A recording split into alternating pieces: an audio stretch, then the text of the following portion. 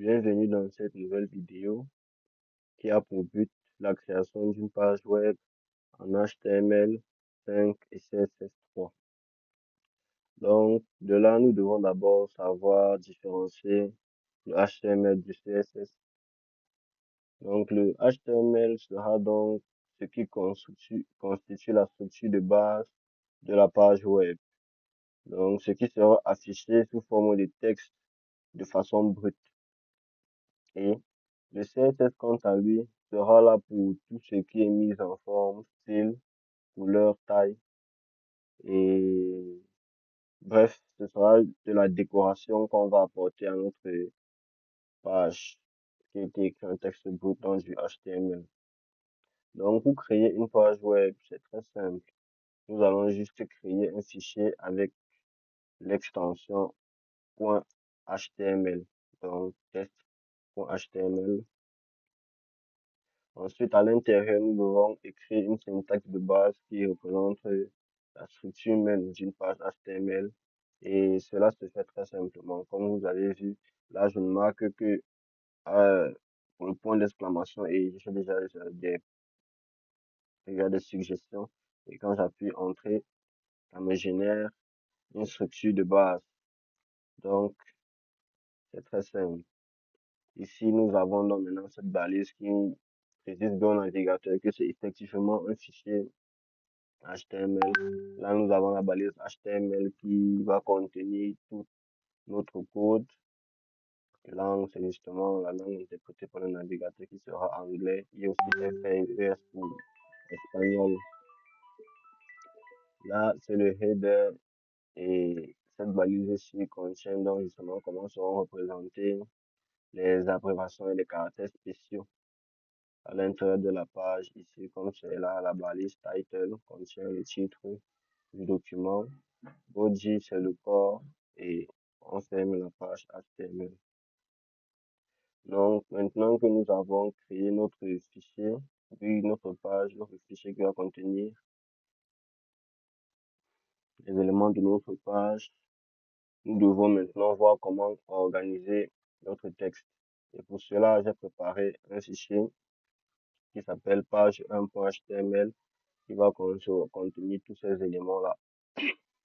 Donc, nous allons d'abord voir comment représenter les paragraphes. Et les paragraphes, eux, se mettent dans des balises P. Se mettre dans des balises P. Donc, P.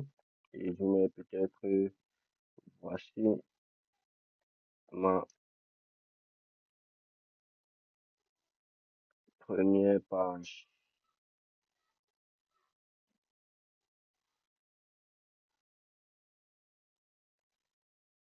Voici ma première page.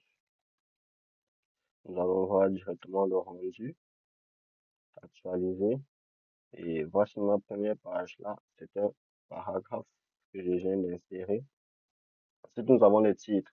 Et les titres sont quant à eux représentés de H1 à H6. Donc H1, c'est le plus gros titre qu'on puisse avoir. H2, un peu plus petit. H3, encore moins. H4, ainsi que H6. Donc, comme il est là, nous avons le titre et je vais partir. Voilà, vous voyez bien. Voilà mon titre 1, voilà mon titre 2. Et comme je dis, c'est par ordre de taille. Le titre 1 sera plus grand que le titre 2, qui sera plus grand que le titre 3, 4, 5 et 6, etc. Ensuite, nous avons donc maintenant les listes. Et au niveau des listes, nous avons des listes à puce ou non ordonnées et des listes ordonnées. Donc, les listes non ordonnées vont commencer par UL. Ensuite, on va lister les éléments de cette liste-là, qui seront framboises, fraises et groseilles. Et nous allons voir directement là les fruits rouges, fraises, framboises, groseilles. Vous voyez donc bien que voici les puces qui ont été mis là sous forme de points. Et là, nous avons les listes ordonnées dans les balises OL. Donc, les éléments seront listés toujours avec LI. Donc, ma journée, je me lève, je mange, je bois de l'eau. Je retourne me coucher. Nous allons voir. Et si je duplique cette ligne ici, on va voir que vous allez voir, je me retourne me coucher deux fois. Et voilà, je réactualise ma page. Et voici, je retourne me coucher. Donc, un 2 3 4 liste ordonnée, liste non ordonnée à plus. Nous allons continuer avec l'insertion, avec les liens. Maintenant, nous avons plusieurs types de liens. Nous avons les liens qui vont recharger l'onglet actuel et nous avons les liens qui vont ouvrir un nouvel onglet avec le contenu de la page. Donc, pour ce faire, nous avons l'onglet A, ensuite l'attribut href et le nom de la page en question. Donc, dans notre cas, j'ai une deuxième page web pour ce test-ci qui va contenir un paragraphe contenant aussi une image.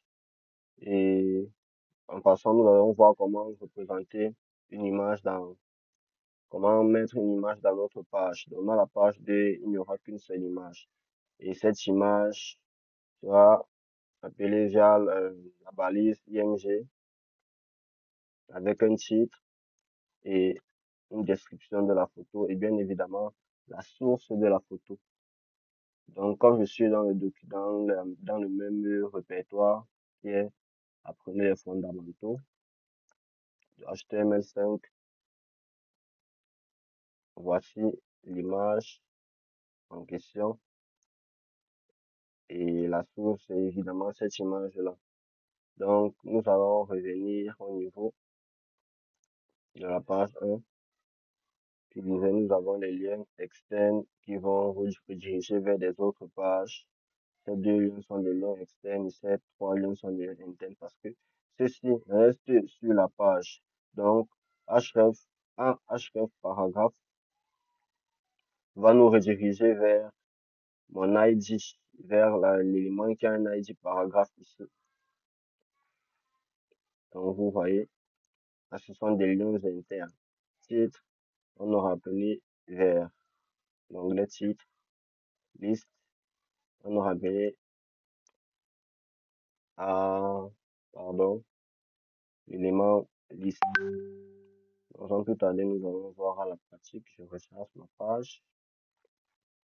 Là, si je clique sur ce lien, page 2, je vais effectivement recharger entièrement cet onglet qui va repartir ma page 2. Je reviens, je descends.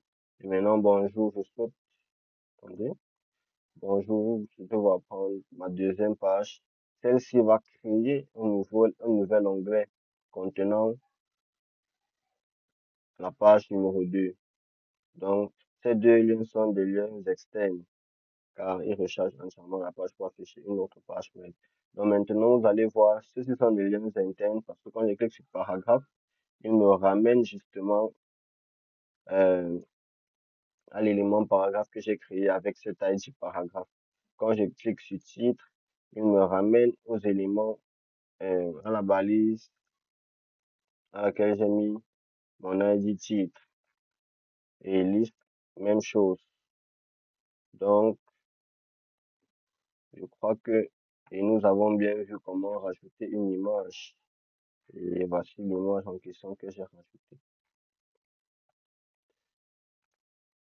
Donc, je crois que nous avons terminé sur cette première partie qui concernait les bases du langage HTML5.